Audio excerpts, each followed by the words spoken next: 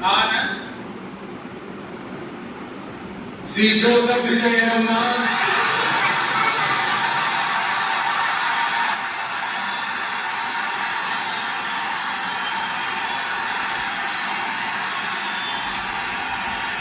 சட்டப்படி அமைக்கப்பெற்ற இந்திய அரசியல் அமைப்பின்பால் உண்மையான நம்பிக்கையும் மாறா பற்றும் கொண்டிருப்பேன் என்றும் இந்திய நாட்டின் ஒப்பில்லாத முழு முதல் ஆட்சியையும் ஒழுமையையும் நிலைநிறுத்துவேன் என்றும்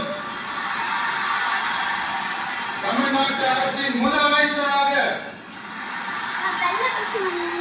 உண்மையாகவும் உளச்சான்றின் படியும் என் கடமைகளை நிறைவேற்றுவேன் என்றும்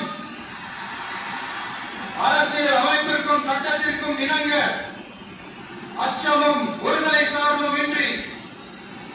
விருப்பு வெறுப்பை விலக்கி பலதரப்பட்ட மக்கள் அனைவருக்கும் நேர்மையானதை செய்வேன் என்றும் ஆண்டவன்